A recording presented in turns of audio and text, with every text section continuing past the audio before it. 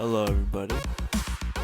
This is part 2 of our two-part episode 19 with special guest The Wrestling Classic, Justin Dillon.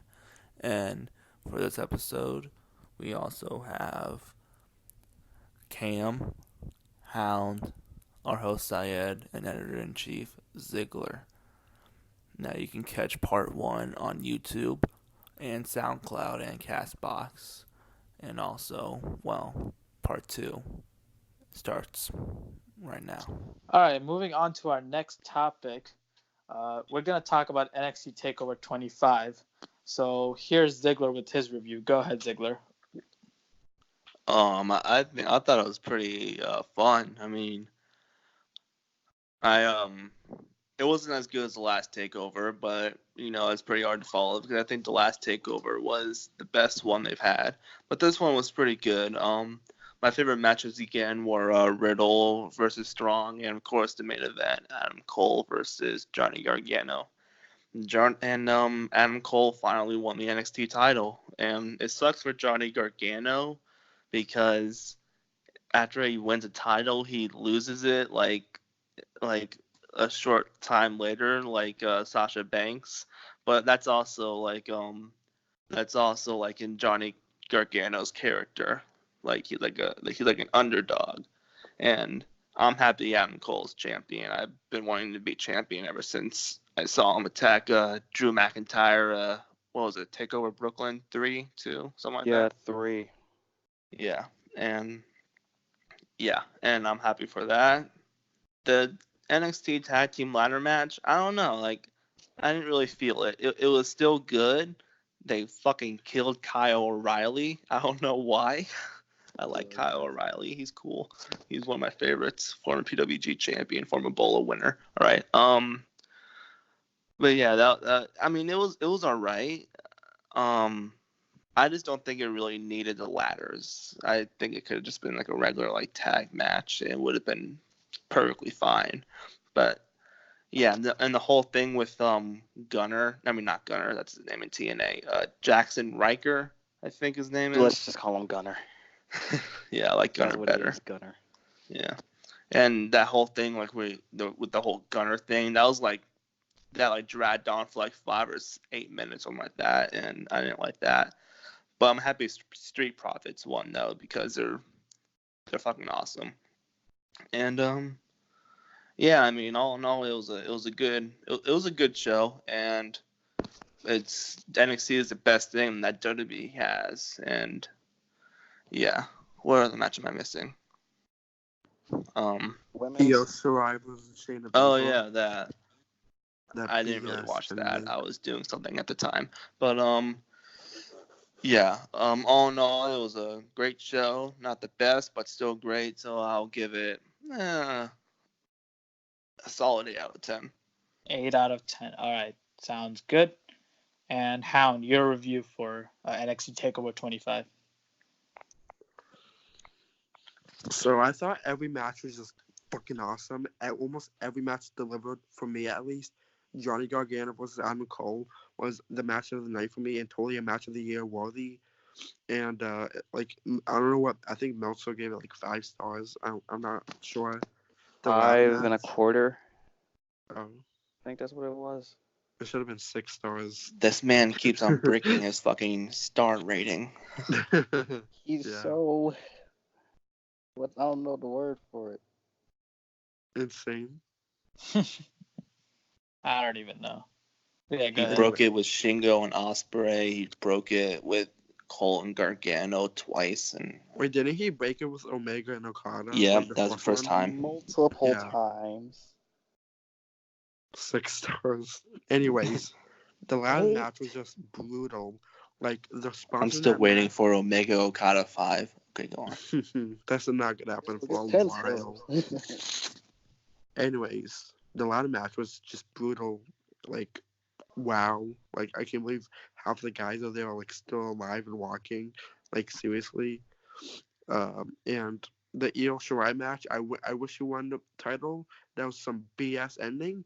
Io should have won, and I really feel like they're gonna make Shayna beat Asuka's old record for some reason, because I guess Asuka's somewhat kind of like dark secret in the closet, since like she's a jobber now. To be honest, Shayna's a goddamn goat. You watch your fucking mouth. I will not watch my goddamn mouth with Shayna Baszler. She is trash, like Baron Corbin. Oh, for shame. All jokes, but yeah, that's it. I'll give it like I don't know, 6 stars. 6 stars. It's out of 10, Never give man. it- Yes, a 7 out of 10 then. 7 out of 10. All right, that sounds more like it. All right, and Justin, your thoughts on Takeover 25? I enjoyed it. It's getting hard to enjoy takeovers now that there's been so many to like say which one's the best, you know? Right. Because Like they keep topping themselves. yeah, and it's like, when are you gonna be like, well, you know, that one is better than this one, that one is better than this one. I'll say one thing that really stood out to me about this one was I guess two things. I really, really enjoyed the ladder match. I really thought that was really, like, it was done really well. The Street Profits finally got their moment as champions. I like that everybody had the red cups out there to celebrate with them. You know, I obviously am a big fan of the Undisputed Era, but I'm glad the Street Profits went over. I do agree with whoever said that earlier, that part where the third member of the Forgotten Sons came out, that part seemed like it lasted way too long. And Adam Cole and Johnny Gargano was just amazing. It was good. Oh, yeah. And I was happy to see Adam Cole go over and finally win the NXT championship. And like someone also mentioned before, like, we've been waiting for this moment since he first came and attacked Drew McIntyre. So it's cool to see that. He deserves it. It kind of makes me wish that the rest of the Undisputed Era can grab the other belts eventually. So the whole group has belts, you know, Evolution style, Four Horsemen style, you know. Shayna That'd be Baszler versus awesome. Io Shirai. Wasn't the biggest fan of that match. I do like both of them. I don't know. There's been a lot of women's matches on takeovers that were better than this, without a doubt. Yeah, I definitely. I do really dig both of them. I was rooting for Io Shirai to go over, but like someone else said, Shayna's dope. I think the longer they keep a champion, the more important it's going to be when somebody beats her. Right. I fully miss Matt Riddle versus Roderick Strong, so I can't comment on that. Velveteen Dream and Tyler Breeze, it was cool to see Breeze back down there. It wouldn't have made sense for him to win, but it was a cool little story. And that's the thing, like, they sold me with the video package before in the match. Like, I once I saw that video package, I'm like, oh, I'm into this. Yeah, this is great. I get it now. Velveteen Dream taking shots at Breeze not being able to cut it on the main roster and stuff, and then Dream You're a being like great the new value Breeze. version of the Velveteen Dream. I loved it. Like, it sold me on the match because I haven't watched NXT weekly. I watch it like maybe twice every month or when I get a chance, you know. So to get that promo package and go into the match, I'm like, oh, this is a great feud. I dig it. And it was a good match, man. Velveteen Dream never disappoints on NXT takeovers. None of these guys do. So I still think the ladder match was probably my favorite. It was a good ladder match. They did different things. They tried to do different things, and the main event was amazing. I guess a lot of people probably say that's their favorite match, but how many times is Johnny Gargano going to give us that match? You know? Exactly. That man is like a match of the year machine. Yeah, like he's just like, you got to give credit to other people, otherwise you're just always going to give to Gargano. So Like yeah. he's too good. Kenny Omega of NXT. Basically, and it's scary because that brief period when they brought him up to the main roster, I'm like, oh my god, it's over. No more Johnny Yeah, Takeover. they just brought him I back guess down. the Ciampa injury is a blessing in disguise. Yeah, no, really. Yeah, What are they doing with Alistair and Ricochet? Oh my god. nothing. And what did they do with Ricochet Is literally sitting in Yeah, a closet just and cutting what promos. what did they do with them when they made them a team for some reason? Oh my I god. mean, they had a no, tag I'm match at to, like, Mania Mania. and Takeover. Which is dope. I'm really glad they had that tag match at Mania. Takeover made sense. See, on the NXT side of things, it made sense because they got put together for the Dusty Rhodes Classic and stuff. For Yeah. some reason, that made sense. On the main roster, it just made no sense. Why is this flippy Right. Super Saiyan Goku Ricochet guy teaming up with this dark, gothic, ungodly, comes up like he's the devil guy? Like, what do they have in common? We I got mean, isn't it kind of like Kane and RVD? yeah, but it just also made no Basically. sense. Like, it made sense on NXT because they had a story that led up to that, and they were both good guys. You knew who their characters were and stuff. When it happened on the main roster, I'm like, dude, if you're trying to get people to know these characters, they're probably really confused by this gothic guy and this flippy guy are teaming up. Like, Yeah. Yeah, and the sound effects they Should have added been to their the tag Wrestling team theme name. song are just What should have been their name? Gothic guy and flippy guy. there was a meme, I can't remember what it was, but it was like the perfect meme. It was like, I don't know if you guys ever watched Parks and Rec, where it's Yeah. like Chris I Hemsworth. think I got it. You know the one where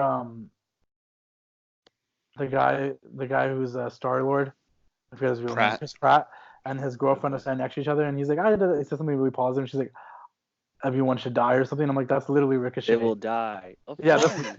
that's literally Ricochet and Aleister Black as a team. Man, that's crazy. And your score for Takeover 25?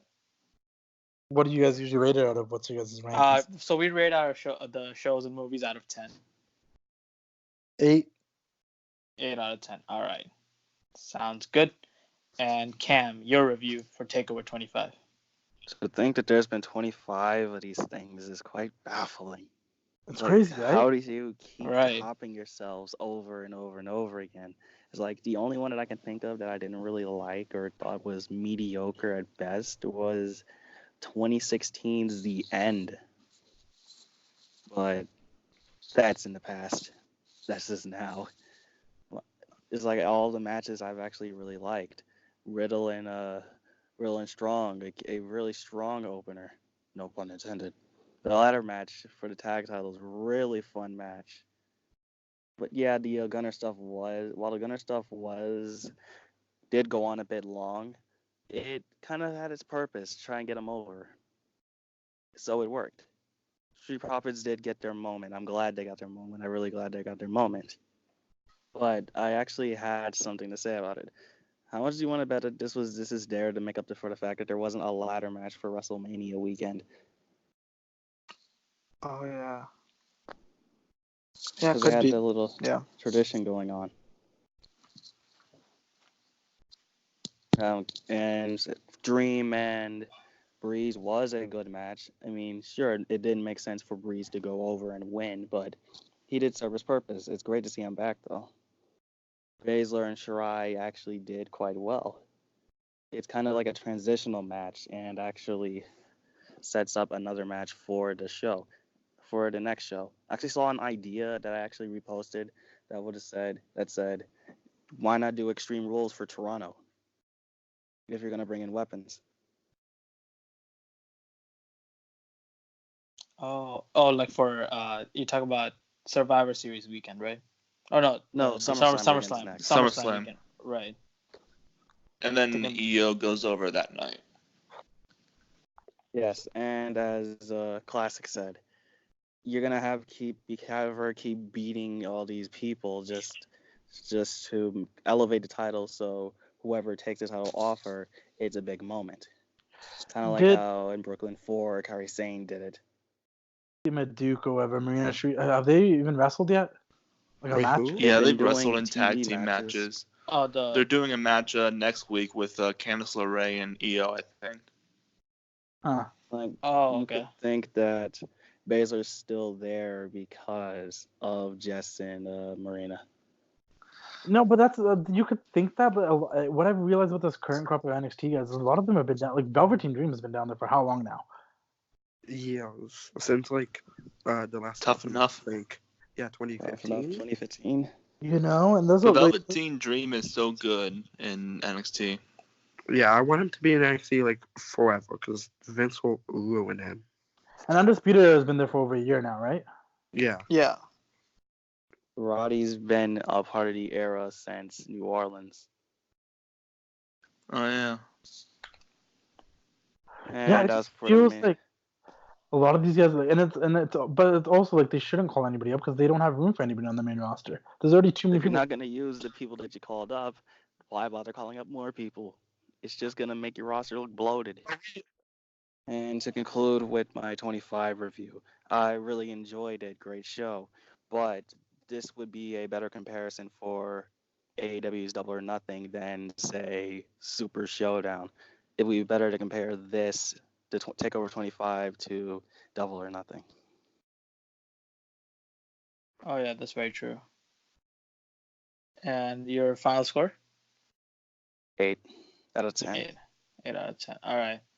So with that, WMST's total score for Takeover 25 is 8.25 out of 10.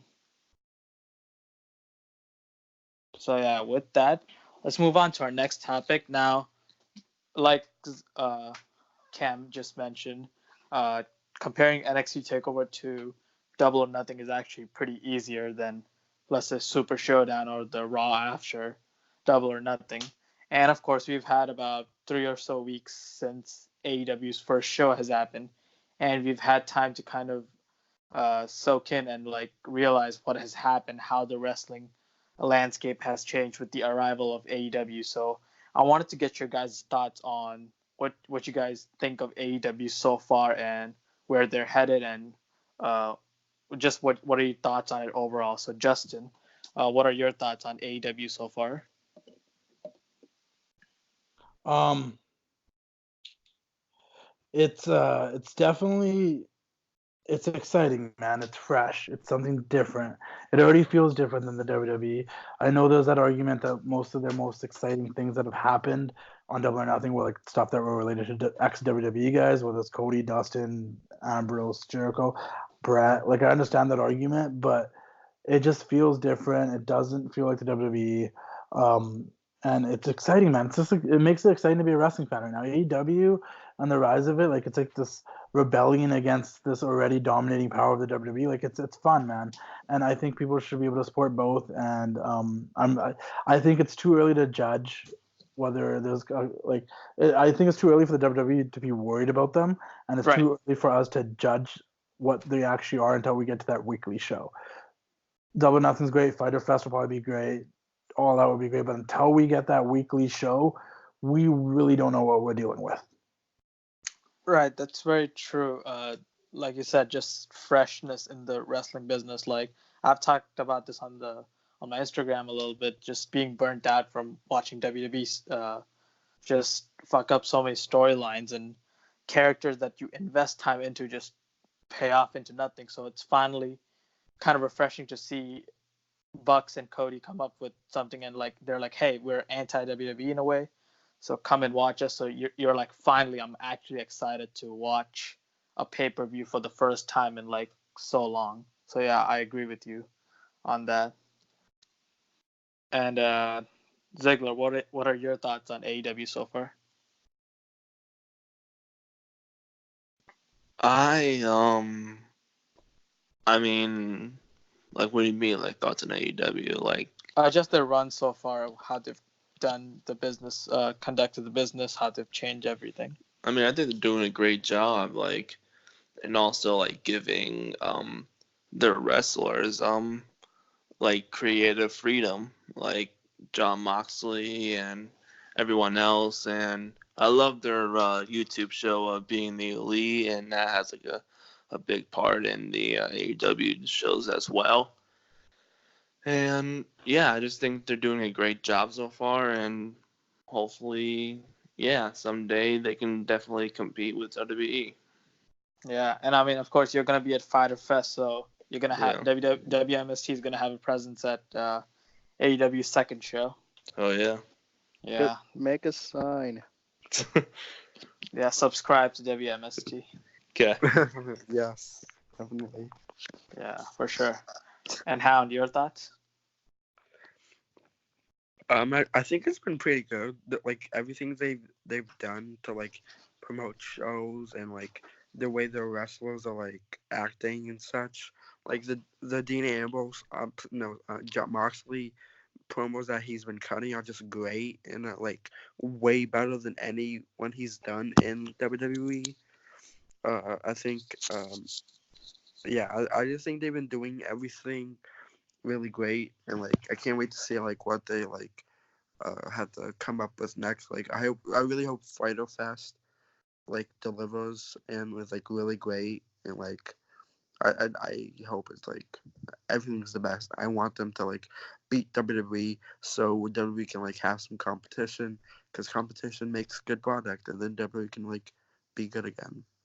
Yeah, and funny you mentioned the online promotional tactics. I I think it has worked very well for them because I recently heard that AEW's first pay-per-view, Double or Nothing, sold about 150, anywhere from 100,000 to 115K pay-per-view buys, which is insane for a first ever pay-per-view for a company. And the promotion has been solely doing promoting for the show through online. So yeah, it's been interesting to see how that has turned out for them. And Cam, your thoughts so far? It's a literal breath of fresh air to see something new try and just come up to you and just slap you in the face and say, "Hey, we're new. Watch us. Watch us if you're tired of them. Watch us if you're actually tired of seeing the overly saturated stuff. If you're bored to death about of some of the other guys."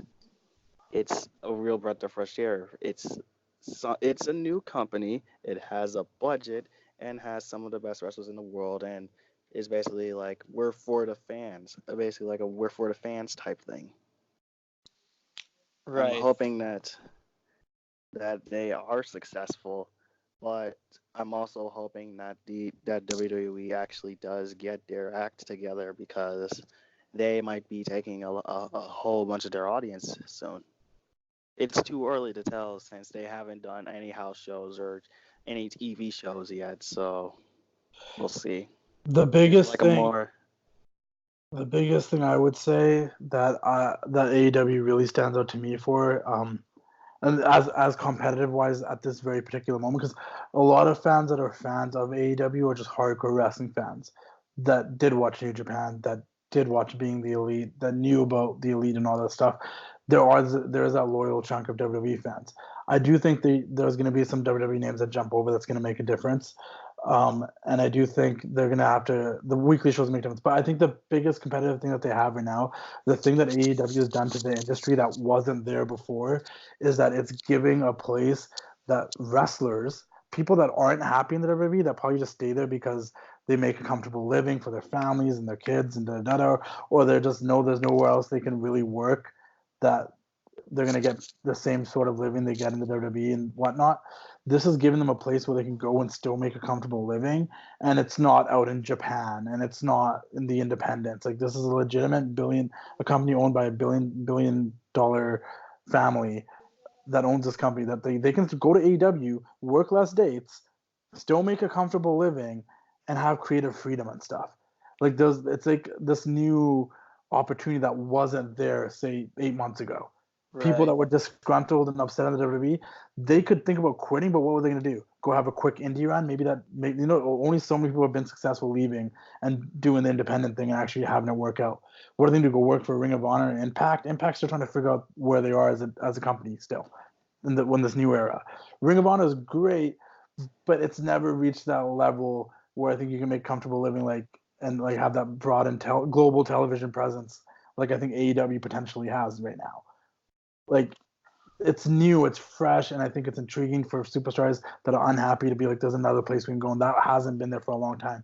I think the only other place you could think about to go to make a comfortable living was Japan, but that's so far away. Like, this is in America, this is in North America, this is another place you can go and you can make a difference. You're part of something. New Japan's already something that's been created. It's already a thing.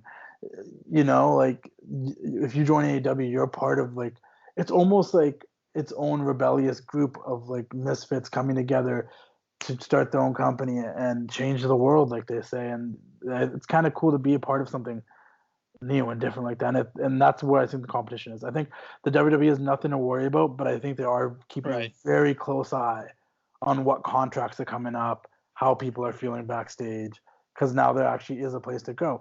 And we've seen people go already. We've seen Dean Ambrose go, but he's only one person. They fired Arn Anderson. He's in the AEW. Dean Malenko quit. He's in AEW. They fired Billy Gunn. He's in AEW. They're probably sitting there like, oh, we really got to be careful about who we release and whose contracts are coming up, because now they actually Right. have a place they can go and work. Yeah, Ty Right. We're not the only Dillinger, show in the game. Right. I mean, them releasing granting Cody his release pretty much spawned this alternate timeline where AEW exists now. So 100%. think about that one move just changed the landscape. And also another thing, like you talked about the contracts. Think about it. Jericho, you would think his biggest contract he signed would be with WWE, but no, AEW gave Jericho his biggest contract. Like, that's crazy. Yeah, treating him like the top star that he should be. And really is, I mean. Right, for sure. And I think that's what they fear, is the fact that this company actually has money to blow. Not to blow, but they have money to give out. Because that was the WCW thing, right? WCW could offer you less dates and guaranteed money. The WWF wasn't doing that this time. Now it's a whole different boat. Now it's like, oh, they can offer you less dates, or they don't even know what the dates are yet. But they can offer you less dates. They can offer you money, guaranteed money, or whatever it is, or a little bit more freedom with your contracts. Like, hey, you can work for AEW and also work in Japan. And you're also getting a little bit of creative freedom. And I think a lot of things that frustrates people that are in the WWE is that creative process. We heard it with the Dean Ambrose podcast. We heard it with the CM Punk DVDs and podcasts. We've heard it many times that, the creative process there is just ridiculous. Well, now there's a place where you have a little bit more freedom with who you are and what your character is and how they act. For people that have a love for wrestling and aren't just there for a paycheck, that's exciting to them. Like, I can go work over there, get paid, be on TV, and be who I think my character is. Not be handed a script and being told to just say this. Just make it work. Yeah. Yeah, very exciting AEW times. is kind of like a dreamland. For wrestlers. And that's what I mean. Like, Yeah. for wrestlers, that's what it is, man. I don't think the suits care, but for wrestlers, this is great. This is an actual other place we can work that would be enjoyable. Right. And speaking of... It kind of feels like wait and see, though. Yeah. Right. Like But I said, once again, we can't say anything until the weekly show goes on. What if it just sucks? What if they're really everyone's going to have their eyes glued on TNT on October 1st. I think that's the date. I could be wrong. Yeah, definitely. Everybody's going to have their eyes on AEW when they eventually get on the weekly TV. Speaking of some other promotion who is already on weekly TV, WWE. Now, I wanted to go quickly over some things. I wanted to ask you guys how WWE can improve, because I know creatively it's been at probably its worst, and everybody, I feel like, is burnt out at this point. And of course, AEW's coming in has been a blessing, really. So now I want to talk about how WWE can improve to counter program AEW, because of course they have nothing to worry about, like we just talked about, but they will need to do something different. Yes, something different, because the pace they're going at, it's not going to work. Now, personally for me, one of the biggest things that has bothered me about WWE for so many years is just not letting the wrestlers become bigger than WWE itself. And what I mean by that is, I feel like when a wrestler there's a lot of examples, but I'll give you an example of maybe, like, let's say Braun Strowman, where I feel like he's getting to a point where he's becoming a fan favorite. Like, people are actually into him, they're liking him, they're like for him, they're like, yes, make him the Universal Champion. But I feel like they get to a point where they're like, okay, Braun's becoming bigger than WWE, so they gotta cut his legs off and take him down a level or two to make sure like he doesn't become bigger than them. And I think Eric Bischoff once talked about it. I heard him talk about how somebody asked him, do you think WWE should be concerned about Dean Ambrose leaving? And he was like, no, they don't really care. Like, WWE is bigger than Dean Ambrose. If he leaves, it doesn't bother them. Like, if a Stone Cold Steve Austin left for the competition, it doesn't really bother them, because Raw and SmackDown, that's the star of WWE, not the wrestlers.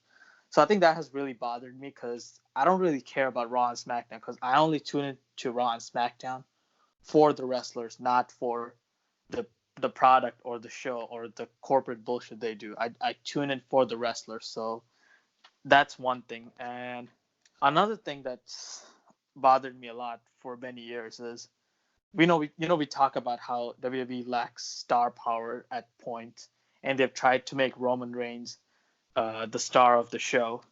Uh, and I think that's great because I've never been one of those guys that has been against a Roman Reigns push.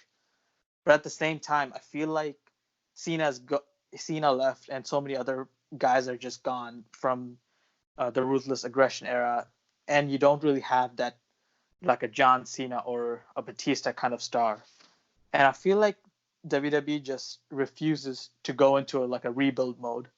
Like if a championship team loses its veterans, they get old, retired, or traded or whatever. The team gets worse. They have younger guys. They're not as good, so they go into a rebuild mode. Get some draft picks, rebuild, that kind of thing. I feel like WWE in wrestling terminology hasn't gone into a full rebuild, and first they haven't really committed to one. And I think it would be beneficial for them to kind of do a reset and have a rebuild mode where they can have a fresh start and rebuild to actually have But stars in each division.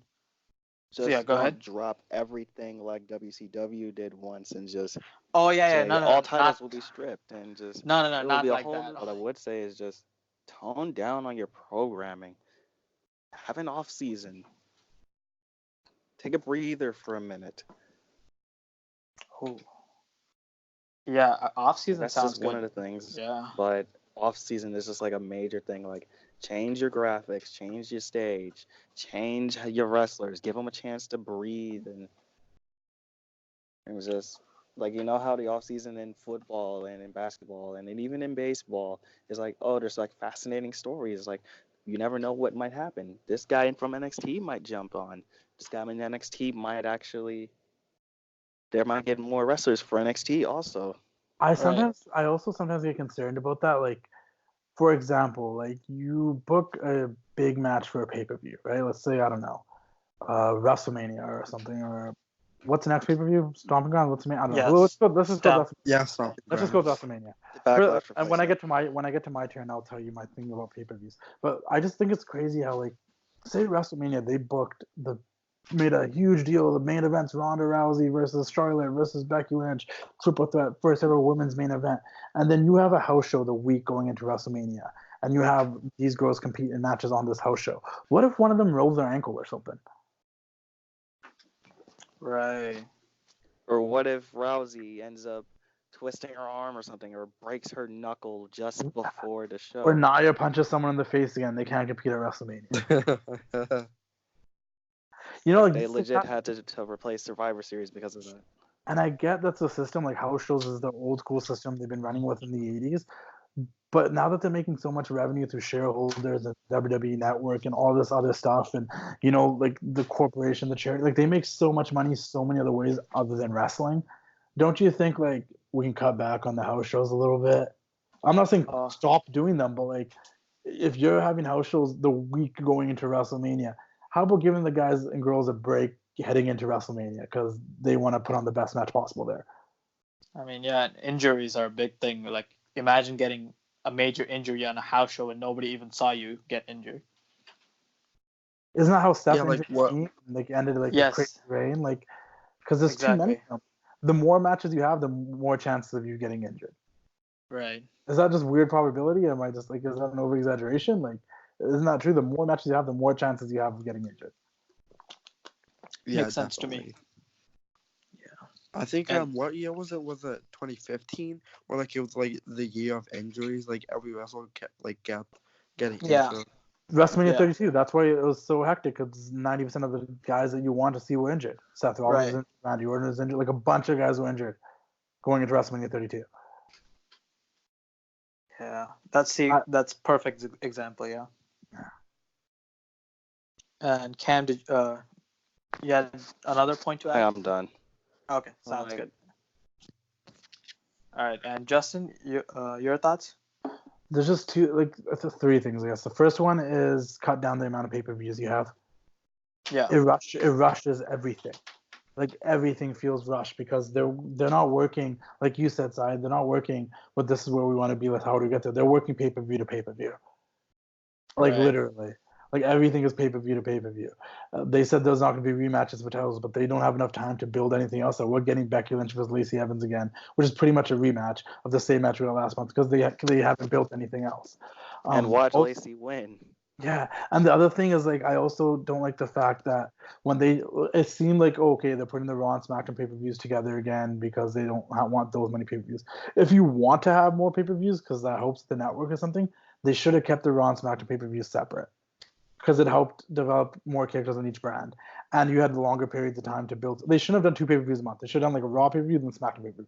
Raw pay-per-view, Yeah. SmackDown pay-per-view. Because then Alternate. every show gets like 2 months to build up to a pay-per-view, which is It should have been. great. You're saying once a month, right? Yeah, so then like a Not Raw every 2 pay-per-view weeks. this month, then a SmackDown this month. Like the old days. Like the old days, and the big ones are shared because then you actually have more time to build to the pay-per-view. Rather than having 2 pay-per-views a month, which that probably seemed overwhelming to them. So like, let's just put them back together. When the smarter decision in my mind would have been going pay-per-view to pay-per-view because there's way too many pay-per-views. Nothing seems important. Nothing matters. And then the second thing I'd say is release a shitload of talent. You have way too much talent. True. Good talent that you're doing nothing Or just if you're not using them, just put them down in NXT. with. Yeah, and like if they're really unnecessary, like I'm not trying to like dog anybody, but like we keep having this feud between the Usos and the Revival, but yeah, Zack Ryder and Kurt Hawkins are the tag champs. Like, how does that make sense? Like, They haven't defended them since after Mania. so stuff like that. Like, it's just because there's too much talent, there's too many people they're trying to make happy. When just cut back on that, like, and it frustrates me because there's too much talent not being used, and it's like, what's the point of even having? Like, I get for them, it's a job, it's a career, they probably just want to stay there and earn a paycheck. But personally, it's like it sucks because there's only so many top spots, and you guys literally spent like the last 5 years signing anybody that was hot on the independents or anywhere else to come to your company, and now you're doing nothing with them. Who matters? Roman Reigns?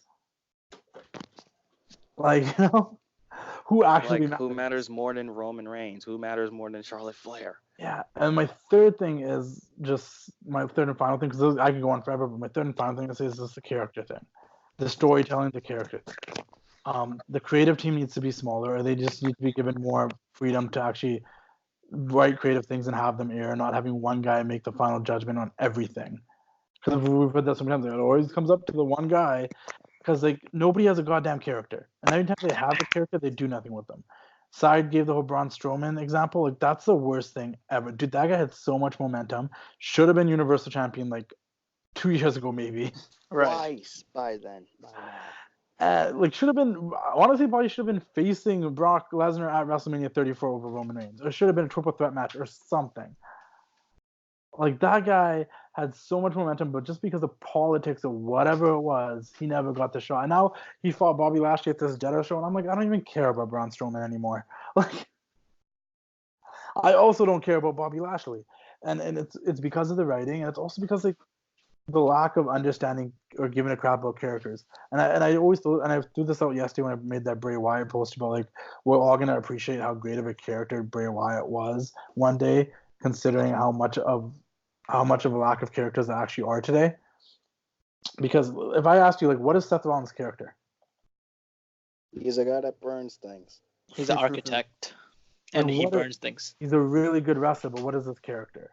Right. Exactly. Nothing. What is like Baron Corbin's? He's a bad guy, but what is his character? The bad guy that works at TGIFs. Like, what is his character? He's a bald-headed guy that's just you're supposed to boo. Well, he wears the same clothes every week. Is Roman Reigns' character that he's like Superman, or he's just a tough Samoan guy? Like, what are their characters? Who are they? Why am I supposed to care about this person? AJ Yeah, Styles' kinda character seems is that he's phenomenal. That's not a character. That's a nickname. Becky Lynch is the man. Okay, why is But she the Becky Lynch man? is a little bit of a character because she has an edge. She thinks she's all this shit. Like, you know what I mean? Certain people She's do. a Bray cocky Wyatt has. bitch. Braun Strowman had a character. Bray Wyatt had a character. There are still characters there, but there's just like no like there isn't like enough characters for you to actually care about these people. Like the art of the character is passe now. It's not though, because now you can't get invested in the people. And it goes back to a side thing. Maybe they're trying to say that nobody should be bigger than WWE. They're not trying to put over stars. They're trying to put over the company. The company matters. The stars don't. We're trying to promote the WWE. We're not trying to promote Seth Rollins. If you go back, obviously you can go back to the 80s and be like, what was Hulk Hogan's character? He's a real American superhero. Hulk, you know what I mean? Eat your vitamins, say your prayers. What was this guy's character?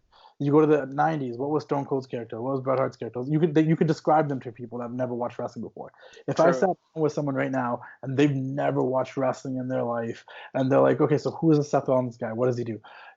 He's like really good at wrestling. And that's the turnoff. Oh my god.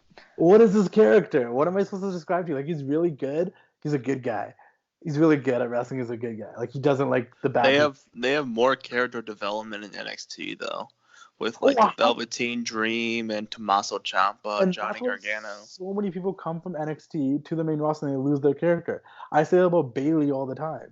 Bayley was such a great character on NXT. I was a Bayley fan. I watched it from being that fan favorite person to trying to win the belt but never got it, and then finally won, and I was on board. They brought her to the main roster and they just expected everyone to know all of that. How about the people that don't watch NXT? Now she's nobody. She's a hugger. Is she a champion? She's not gonna hug no more. She has inflatable tubes. She dresses like, what is her character? They've kind of rebooted her. Is she like a kid loving her a contender? But... Also, Sasha's character in NXT was really good too. So good. Now they just call her the boss, and sometimes she doesn't even act like that. The whole babyface run, a lot of it lost that. Right, true. That's a big thing. Yeah, for sure. And look at the other way. They describe the Young Bucks, describe Kenny Omega, they have characters because of being the Elite Show. You know what everyone's personality is like. Right, exactly. Yeah, that's a great point about the characters as well. Very true. And Hound, your thoughts? Yeah, I have to agree with Wrestling Classic here a bit because I really feel like there's probably like a point in time where you can tell where WWE decided to cancel all the gimmicks because there aren't really gimmicks right now besides NXT. NXT is the place where you're a wrestler, you have a gimmick, and you stay with that, and you build up. In WWE, you don't Rollins. He's a guy who likes to yell, burn it down. Baron Corbin, they don't have any thing. The Usos are massive trolls, I guess. It's annoying. Yeah. And if you want to fix Raw, to be honest, just have that whole episode be a big 3-hour Firefly Funhouse episode. Boom, fixed Raw for you. Wow. Yeah. Bray Wyatt is the best thing WWE has, to be honest. I look forward to Firefly Funhouse every week. That's the only thing I'm really watching Raw for, because it's hard. I haven't missed a show at all since 2010. And it's hard to keep watching because it's boring. And I also think it might just be a Raw problem because SmackDown has characters. I could describe to you what Daniel Bryan is.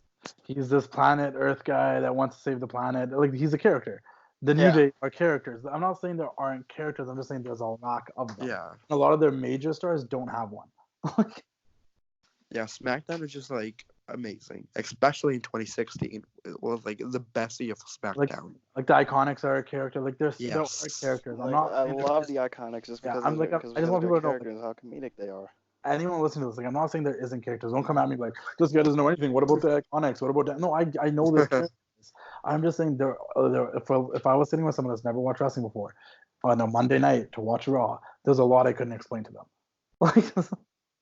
Right, exactly. It kind of seems Raw is mainstream and SmackDown is for the wrestling fans. Yeah. Yeah. Yeah, Ziggler. Your thoughts?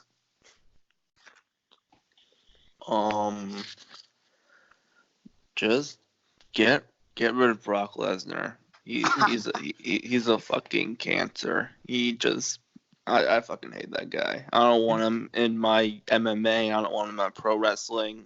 I don't ever want to see that guy again. I just feel he gets what he wants all the time, and it kind of ruins for new stars to be built.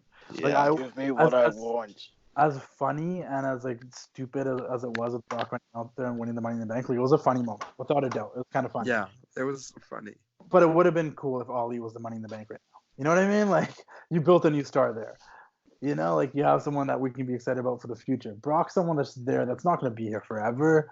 Like he had his time in 03, 02, wherever he was, and when he actually wrestled. yeah, I just The only- don't. I've always hated the guy. I don't know why. I just do. So yeah, I get will- rid of him, and old Vinnie Mac. Vince has to retire because men his age usually do retire, and trust me, he has the fucking money to retire. Like goddamn.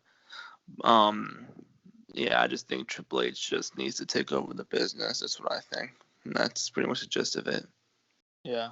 I wonder if there's any merit in that, though. You know, you think this place will be better once Vince McMahon dies, but then it's taken over by his doofus son-in-law.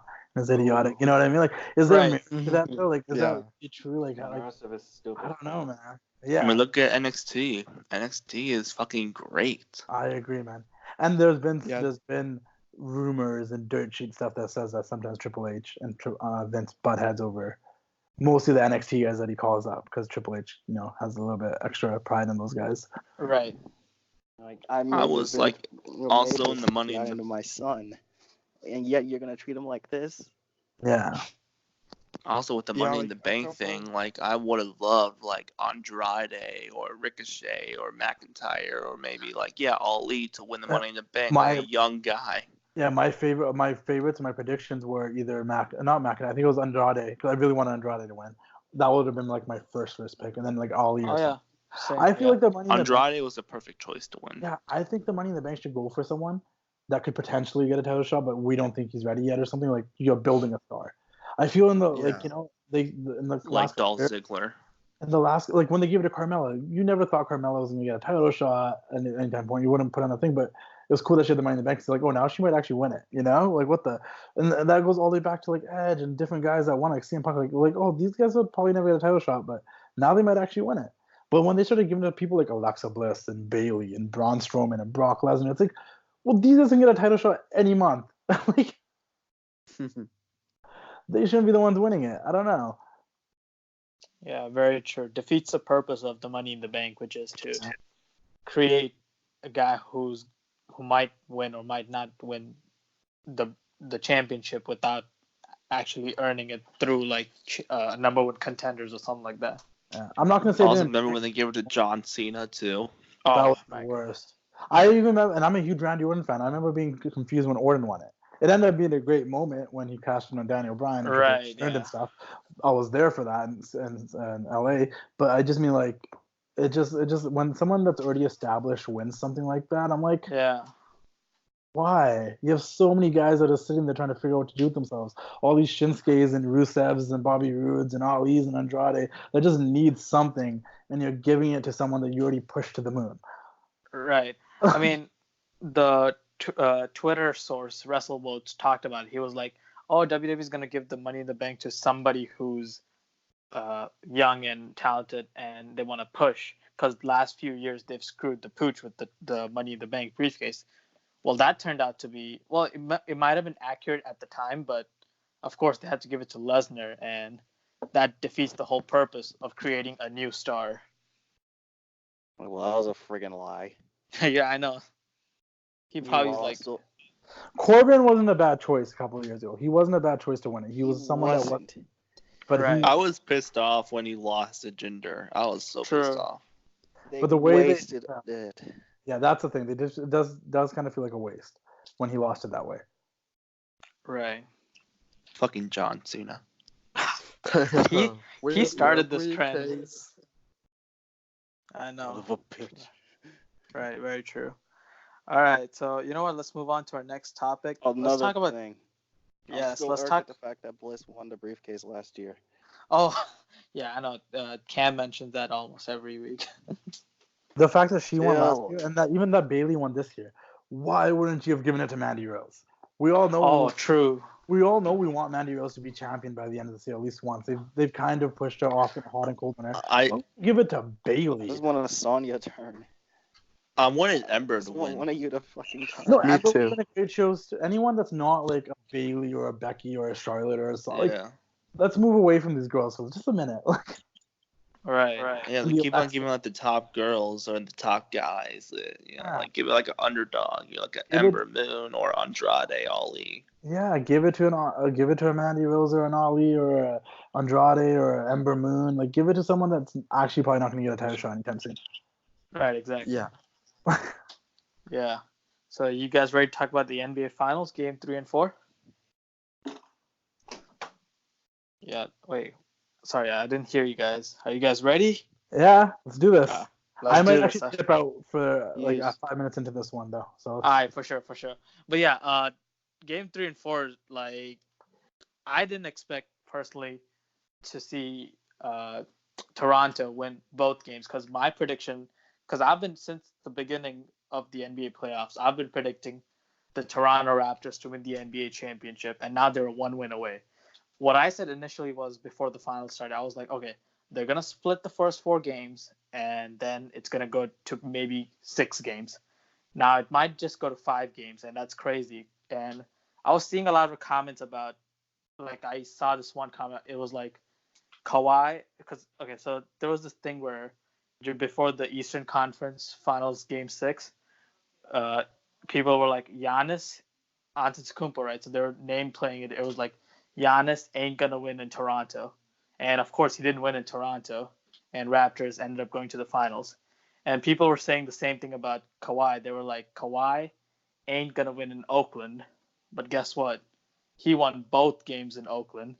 So I mean, that just proves how good of a team Toronto is. I've been saying this since the beginning. Toronto Raptors, like, they're one of the best defensive teams. Like, their defense is so on point. The Warriors have not faced a defensive team like this throughout the playoffs. When they do get a defensive challenge like the Raptors, they just don't know what to do. And now they're down 3-1. I'm thinking the series is over. Toronto's going to win Game 5, and Justin's going to be celebrating like crazy. We're going to see a lot of stories of Justin just being hammered, celebrating, probably on Monday. I've been hammered a lot of my stories recently with all these weddings and stuff. But yeah, no, I just want to quickly say my part before I leave. Yeah, for sure. Just man, I'm just very, very happy, man, that, for the first time in franchise history, the Toronto Raptors have made it this far. They're in the finals. And not only just in the finals, they're 1 game away from being the NBA champions, like the final champ. Like, it's insane. It's honestly insane. And for a sport that is like so American, like, basketball is really an American sport more than it'll be a Canadian sport. Like, it's really cool to be Canadian during this time. I don't watch basketball as much as I used to, but I know what's going on. I keep track with all my sports. I watch highlights regularly, and it's just super cool, man. It's gonna be a big deal here in Canada if they do take it all the way. Golden State is a great team. I know they're down a couple of people due to injuries and stuff like that, but like, they've been there, they've done that, man. Like, this will be really cool for Toronto. It's almost like one of those really cool stories. I don't remember if you guys remember last year in the NHL playoffs with the Las Vegas Knights, the first season they made it all the way to the finals. Oh, It's yeah. It's one of those stories like you think it's like for a movie or something. Like, it just doesn't happen. It's insane. This is kind of like that, man. So many years. I was a Toronto fan since the days of Vince Carter. So many years this team has been trying and trying and trying, and now we've gotten to a point where we've made it this far. It's gonna be huge, man. If they cap it off in Game 5, and I actually think they will. I think they will cap it off in Game 5. Is Game 5 in Toronto? Game 5 is in Toronto on Monday. Dude, that's even better. Like, you don't even know how insane that's going to be if they win. Like, yeah, and Jurassic Park is going to go crazy. I really hope they do, man, because being someone from Vancouver on the West Coast, my fellow Vancouver Canucks have made it to the finals 2 times in my lifetime in the NHL, and they lost both times and devastating. Right. We don't like to talk about them. There was riots and those crazy things that happened. But when we won, and when every game we won on the road to the finals, like, the celebrations are great, and it's going to be a blast. I'm rooting for Toronto, man. And you guys deserve it. Yeah. It's about time. Long overdue. About damn time. Yeah, for sure. But you guys, it's a pleasure talking to you guys. hopefully we can do this again sometime down the road. I hope I didn't talk way too much. I tend to. Oh no, yeah, man, it was really fun hearing your stories and stuff, man. It was way better than I expected. It was really Oh, fun. sweet. Thanks. Yeah, but I yeah, haven't we done gotta. one You were in great. a very long time. I try to not do them as often because exclusivity. But Yeah, those who don't know, there is a lost episode that I still have on my hard drive of me and Saya doing a draft I was gonna before mention. way before they brought the draft back in the WWE. I still have it. Maybe one day I'll release it.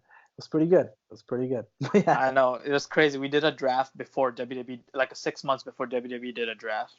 Before they even announced bringing it back, Right. I had this concept of doing a podcast with people on social media and doing drafts to see who we choose, and it was really good. I still have it, but it was a pleasure talking to all you guys. Thank you for having me. I don't mean to interrupt just to leave just in the middle, but some stuff. Oh came yeah, up for sure. to do. But yeah, man, thanks, man. See y'all Oh later. yeah, for sure. Yeah, no For sure. problem. And Cam, your thoughts on the finals, game 3 and 4? Is this the beginning of the end? Is everything about to fall apart? Yes. I just keep thinking is like, keep getting comparisons to the first two Cavs series with this 2015 with the Cavs getting Kyrie Irving and Kevin Love out, and LeBron basically having to carry the team, and the team will run out of steam by the end. And I'm basically just thinking of that because of them not having KD, Clay not being 100%, Curry basically having to carry the team on his shoulders, and now they're down 3-1. It's fascinating just to see it, just to see the team basically about to fall apart at the seams. Yeah. But yet I still think it's like they're fine. It's fine. It's just a little wet. It's just a little dirty. It's just a little good. It's still good. It's still good, and it's still over. Yeah. Draymond was talking all that shit. He was like, fun times ahead. He was guaranteeing Warriors winning the next 2 games to win the next 3 games to win. But they're down 3-1 now. I'm still thinking they're gonna win in the next few games, but one slip up and it's all over. Right. I mean, yeah, I don't think they're gonna win in Toronto. I think the Raptors just have way too much momentum now to like lose in Toronto with that crazy rabid crowd. And KD's not coming back the game 5 either. So it's done. It's a wrap, pretty much. Hopefully. Toronto's about to get their Cleveland moment. They're about to shock the system. Right. Yeah, it's gonna be fun next Monday, and can't wait to talk about it on the podcast. All right, so finally, let's review X-Men Dark Phoenix. You guys ready? I was born ready. Yo, did you Cam were. see it? No, he didn't see it. I'm on alright. Oh yeah. No. I forgot to mention this during the podcast, but Hound was like, "Oh, I love Firefly Funhouse." I was thinking to myself, "Yeah, you're their target audience. That's why you love it." I'm just kidding, man. But yeah. All right, let's begin our review for X-Men Dark Phoenix. So, wait, Cam, you still haven't seen it, right? No, I haven't. Also, I bet he cried when the Fiend showed up. Oh. Wait, from what? The fourth one where he showed the dark side. Oh, I bet yeah. he cried during Yeah, it. that was cool. It's like, mommy, it's scary. Yeah. All right, so we're gonna keep it non-spoiler here, like not because it's not like Endgame where you have to like talk about specific plot points because this movie really didn't have much substance, like. But it's not like Endgame where you gotta basically be in hiding for about a Right. month until right, the spoiler ban gets gone. yeah, this movie doesn't really have that much weight or gravitas to it, so like we'll just like do a non-spoiler. We won't go into the ending or anything. So yeah, I'll just start us off. First things first. Now I don't really like to complain about movies being dark or brooding and stuff like that. Like these people who are like how BVS and stuff was like dark and stuff, they didn't like it. I'm not one of those people, but I did feel like this movie had this weird sense of just sadness and depressingness to it. Like there wasn't much life to anything. Like nothing was really inspired, and I feel like a lot of the performances and just actors, I felt like just kind of phoned it in a way. And I do kind of think I know why, because as you guys know, the movie went through a lot of extensive reshoots, and you can actually really tell which scenes were reshot and which scenes were like kind of the part of the movie. And it's like I'm like, yeah, this movie was definitely supposed to be like a two-part or something, because I felt like a lot of things were just left on the chopping block. And I think and this movie was, of course, under 2 hours, and it felt very quick. It was kind of depressing and okay, and just it went by very quickly. And my theory about this is, I'm not gonna be here to be like, oh, I want the Fox cut of the movie. I'm pretty sure we basically saw the Disney cut of the movie, because, of course, Disney has the ownership of Fox now, so they're the ones releasing these movies. So they probably put a mandate on the movie and be like, hey, let's cut out some stuff.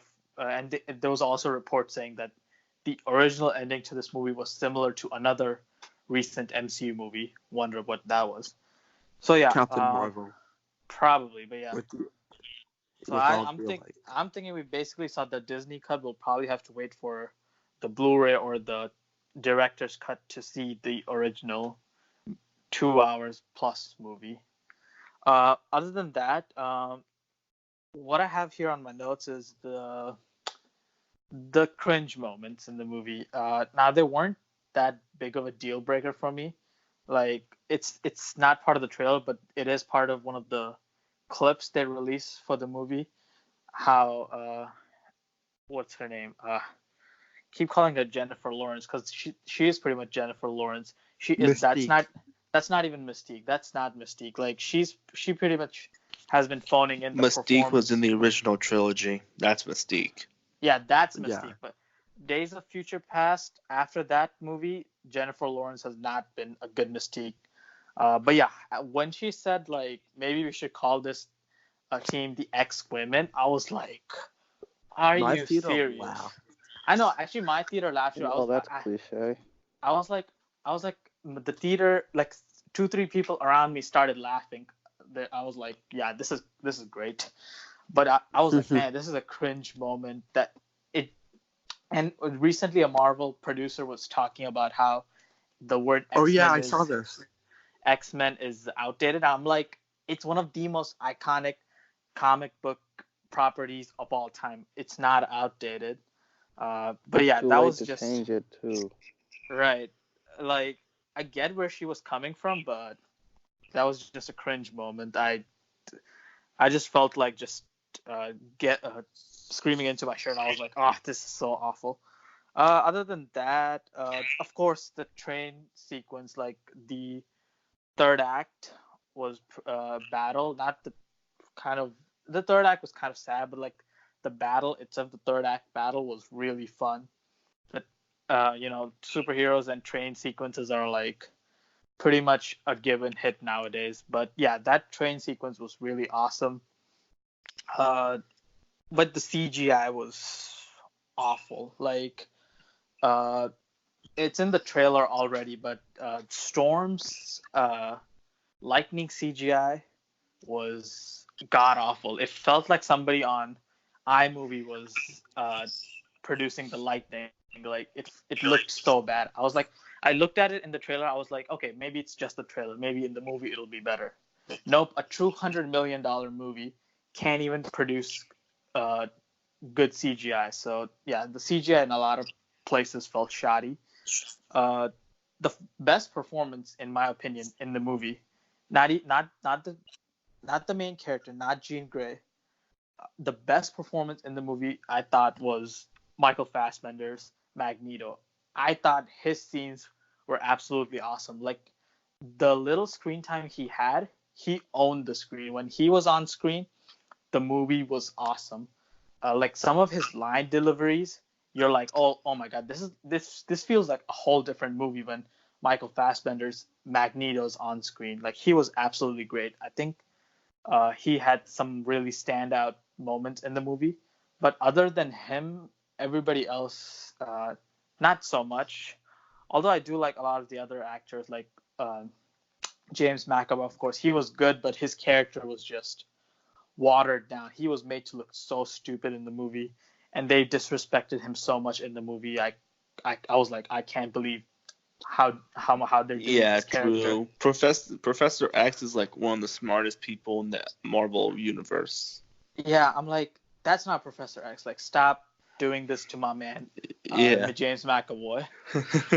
And I think Ty Sheridan's Cyclops had some really good moments in the movie too.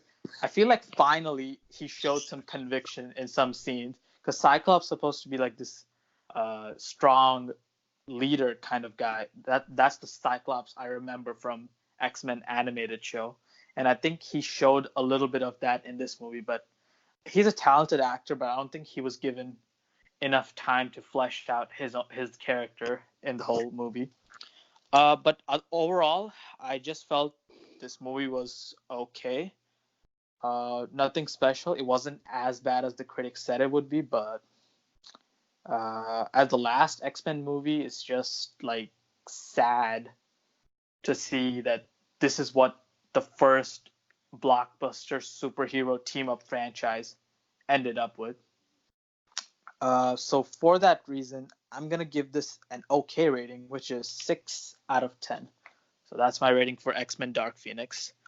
Let's get Ziggler's review for X-Men Dark Phoenix. Go ahead, Ziggler. I got kind of like a Venom vibe with this. Like, Venom was like an okay movie. Like, Venom was an okay, like, modern superhero movie. Like, it would have been great back in like 04, 05, same with this movie, I believe. I think this movie just suffers from its writing and its screenplay and the story. This is the first time that the director is directing. This is the director's first film, and that really shows.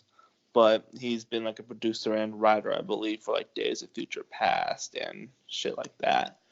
I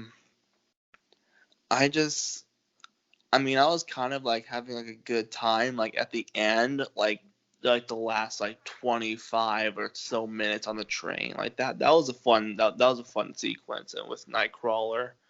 Nightcrawler in this, I fucking love Nightcrawler. He's one of my favorite X-Men, and in this movie, he was so dope. And also, I was mad what they did with Quicksilver too, because can I say it? Like, he wasn't like in it a lot. He like wasn't in the movie a lot. Again? No, they didn't kill him off, but he wasn't in the movie a lot, unfortunately. And that sucks, because Quicksilver was like the best part of like Apocalypse. Right. I feel like they cut his scenes out. I feel like. Yeah, I feel that too. Yeah, there's a scene in the trailer that also, hey, it's my turn, boy. Sit down. But yeah, like you said, like Fassbender and McAvoy, when they're on screen together, it's fucking magic. It doesn't matter what movie they're in. They can be like in the shittiest movie ever, The Room. When they're both on screen together, it's just fucking magical. Sure. And those characters too, fucking Magneto and Professor X, two of the best characters like in comic book history. It was, I just love both of them portraying those characters, and it's sad to see that we're not going to see Michael Fassbender as Magneto again, because I think he did play it better than Ian McKellen. Bad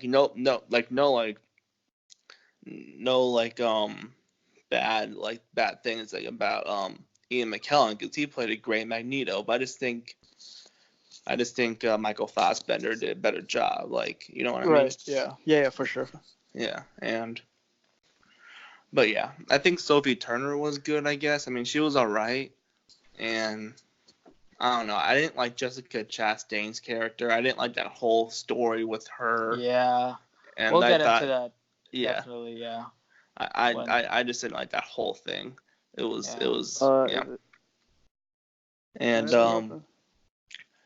Sophie Turner's Phoenix. It was I mean, it was okay, I guess. It was definitely better than The Last Stand. Don't get me wrong, but it was okay. The ending was badass. Like with her, I gotta admit that.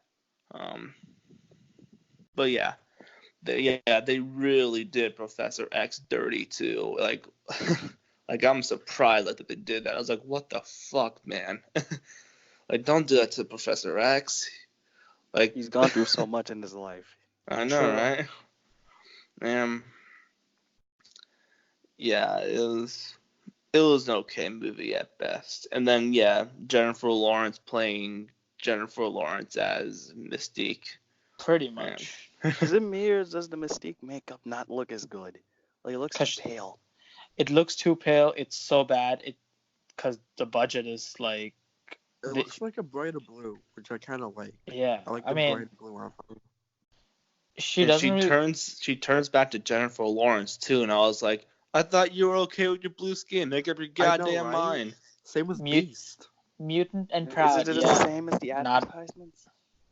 Mutant and Proud. Yeah. Not a thing, no. I'm gonna turn into some white blonde bitch for a second.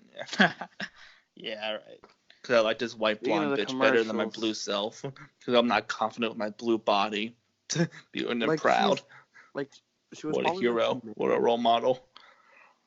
But yeah, that ex-woman shit was the worst thing ever. I was like, bruh, you're getting into Brie Larson territory. Don't start. I know, right? Cartoon territory. You're getting cartoon cliches territory. I mean, I don't even like Jennifer Lawrence. I never really liked her. She's not that great of an actress to me. So yeah, when she was cast as Mystique, she was like barely Mystique. She was always Jennifer Lawrence, and that kind of pissed me off. But yeah, all in all, I don't know. It was not that great. I'd say it's the weakest in the prequels, and I would give it like like I said, 6 out of 10. 6 out of 10. All right, sounds it's good. It's passable, but it's like yeah. Like I was wrestling with with the idea of giving this movie a 5 out of 10, but I was like, it's okay. It's not bad. It's like okay. I might like down the road I might see it again. Yeah, but I mean we're not gonna talk about this freaking, movie. Yeah. It's not like freaking Fan 4 Stick bad, but right, exactly. I wasn't expecting like an Infinity War either. I was just like expecting like hopefully a good X-Men film. Yeah, I mean if you were expecting anything great, you would probably be really disappointed. Yeah. If you were expecting like Endgame level great, then yeah, you would definitely disappointed. And I don't know why you would expect that with this franchise. You had to be fucking like hounds, but Oh, but yeah, you should like walk into this expecting like, oh, it's like a I don't know, like an Ant-Man or something like that. I don't know. Yeah. And speaking of Hound, your review for X-Men Dark Phoenix? Wait. Before he goes into his review, is it me or does the commercial spoil too much? Like I'm now realizing that the commercial spoil that Magneto really. gets killed off. Because here's the thing. Here's the thing. The commercials only spoil stuff because they're like, okay, we gotta give them the coolest scenes so we can get as many people to watch it as possible. Yeah. Because this movie is only an hour 53 minutes. So if you take out the credits, this movie is about an hour 40 minutes ish. So there's not too 45. much movie. Right. So there's not too much movie to really showcase. Yeah, I was surprised at the runtime too. Theory, I I was thinking it was gonna be like 2 hours and like 10 minutes. I was surprised to see it was like an hour and 50. I was like, what the hell? Yeah, I was like, wait, what the fuck? Yeah, I know. Like this, I'm telling you, man. There's a lot of stuff they cut out to like just make sure the movie is it basically the Disney cut. That's what it. This is the Disney cut of the movie. Yeah, because I'm sure Kevin Feige would love to do like a Dark Phoenix saga. So like maybe Kevin Feige had something to do with this to make it like at least like an appetizer or something. If Kevin I don't know what the Feige was word is. smart, and I know he is, he'll probably never touch the Dark Phoenix saga until maybe 10, 15 years from now because Yeah. Simon Kinberg has messed it up twice now. So Yeah, definitely there- because of this movie, we will not see the Dark Phoenix for a very, very, very long time. To be honest, no, it's a story. It's a slow burn storyline that built to like from like 13 anthology stories. It's gonna be like the X-Men's version of Infinity War and Endgame. So it's probably gonna take 10 years, like legitimately, to get there. Probably not. They're probably gonna do another story for like the 10-year thing. Who knows? Yeah. Anyway. Alright, go ahead with your Yeah. So I actually really liked this movie. There were some good parts, especially during the third act of the movie, was just amazingly bonkers. Everybody shined this movie except for some. It's not the worst X-Men movie, but it's not the best. And this is my first X-Men movie besides Deadpool 1 and 2 that I saw in theaters. So maybe that's like clouding my judgment a bit. I think because when I got in the seat, I was like, I don't know why, like I got this like sudden urge of like I was really excited to watch this movie for some reason because in 2017, I became like an X-Men fan because I haven't watched any of the X-Men movies. So I was like, hey, why not do like a marathon? I watched all the X-Men movies and I loved them. I I bought like so many X-Men merch and I became like, oh, I want to be a mutant, yeah. But like, yeah, maybe that's clouding my judgment a bit. I really like this movie, and I would honestly watch it again. If I had the chance to watch it again right now, I totally would. Because I don't know what it was about it, but I really enjoyed it. That Cyclops scene, though, was hilarious. When they were at New York, do you guys know the scene? Yeah, When he's don't go talking to to- specifics, yeah, but yeah, I that see what you're scene saying. was- Yeah. That scene was so funny. That was like, jeez, I almost peed my pants because that was so funny. I'm not gonna lie. Like, The damn. fuck? I was thinking. Of course, the you'd heck? wet yourself. Was something It doesn't even pushing on hurt, your man. gut? No, I said What- it was so funny. I almost peed my pants. Of course, you Wha- wet yourself. You're not I've even a fucking never- toilet trained. I've never almost pissed my pants because I laughed too much. I've never. Are you being serious or are you just like exaggerating? Are you serious? I might be exaggerating a bit. Laugh but I till did- you cry, not Did laugh. you I feel a I little did find pee it come really out? funny. I did find it really funny. I'm not Did gonna you lie. feel a little pee come out of your little penis? No, I said it. What the fuck? He said no. That's Okay, not go Gordon's ahead. fault. Yeah, I don't know what it was about it, but I really liked it. And that cameo, I knew like that mutant was gonna appear in it like a couple like years before the movie began, and I was really excited to see that mutant, and she kind of lived up to the hype, and I'm really glad she was in the movie. And now I need to get something of her because she was really cool. She literally did nothing insane. I know, but like I know. you just spoiled it. How I I mean, spoil it? You just A said it. woman is singing. she- That could if be she- any mutant. Literally Not any really. mutant. Not really. Like Any Cam mutant can sing. Cam wouldn't even know that she was there. He would forget in like 2 seconds. Cam, guess who the mutant was? What the hell is the mutant? her mutant power is that she can sing. Which mutant? They're all mutants. See, he wouldn't even know the name. All right. Yeah. go ahead.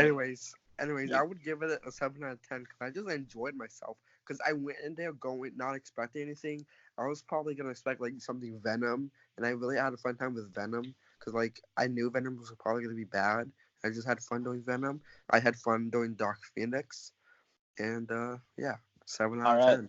Sounds good. All right. So WMST's official score so far for X-Men Dark Phoenix is 6.3 out of 10. And we'll wrap it up with a spoiler talk next week. So we'll have another updated score next week. So with that, I want to thank everybody for tuning in to this episode. It was a really awesome and fun episode. Thanks to Justin for an Thank you awesome for interview. Tyler and That's Sean another. are so goddamn lazy. Yeah. Yeah. So Hard- unprofessional. Missing like 3 or Shout out to 4 the- podcasts in a row. I Shout wish out to we the had the full part-timers. crew. I Yeah. really wish we had the full house tonight. Uh, But Tyler was watching Dark Phoenix, and Sean was like AMA. If we had the full house tonight, this would have been like 5 hours.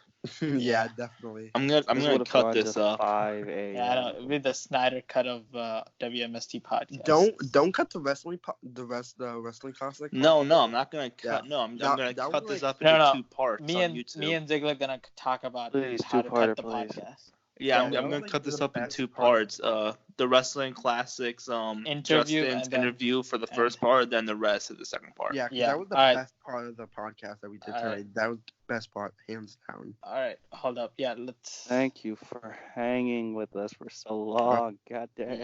Yeah. Let us end this episode. All right, we'll see you next week for episode number 20 of WMST. Damn, Please stay 20? safe, children. Yep. 2-0. Wow. Let's